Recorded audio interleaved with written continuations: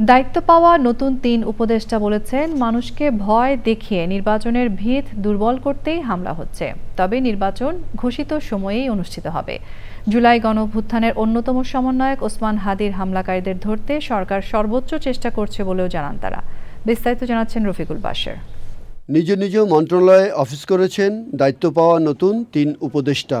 সাংবাদিকদের প্রশ্নের জবাবে তথ্য ও সম্প্রচার মন্ত্রণালয়ের দায়িত্বপ্রাপ্ত উপদেষ্টা সৈয়দা রেওজানা হাসান বলেন, আইনশৃঙ্খলা পরিস্থিতি নিয়ন্ত্রণে সরকার সর্বোচ্চ ব্যবস্থা নিচ্ছে। গণমাধ্যমকে শক্তিশালী ও গণমুখী হিসাবে দেখতে চান বলে জানান তিনি।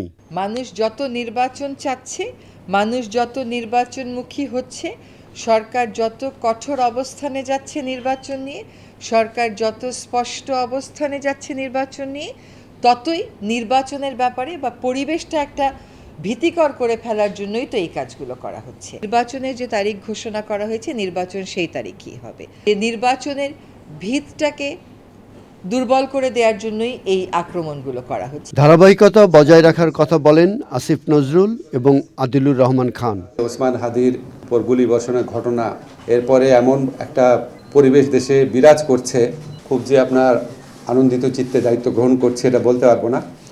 তবে আমি আমার দায়িত্বের ব্যাপারে সচেতন আছি। আসিফের কাজের যে ধারাবাহিকতা সেটা তো আমি বজায় রাখবই, প্লাস নতুন কী করা যায় সেটা দেখব। 2 মাস খুব অল্প সময়, তবু আমি ঠিক করেছি 2টা আমার লক্ষ্য থাকবে। একটা হচ্ছে যদি কোনো রকম দুর্নীতি বা অনিয়ম বিরোধী কোনো পদক্ষেপ নেওয়ার স্কোপ থাকে তাহলে সেটা নিব। ফ্যাসিবাদী শক্তির যারা রেমনেন্টস দেশে আছে তাদের দমন করব, তাদের প্রতিহত করব। জুলাই অভ্যুত্থান, জুলাই বিপ্লবের যারা যোদ্ধা তাদের পাশে দাঁড়িয়ে এই সরকার বাংলাদেশের জনগণের স্বার্থ রক্ষা করবে। বিকৃত তথ্যের মাধ্যমে কেউ যেন নির্বাচনের পরিবেশ নষ্ট করতে না পারে সেদিকে নজর রাখার পরামর্শ উপদেষ্টাদের। Rafiqul Bashar, channel I, Dhaka.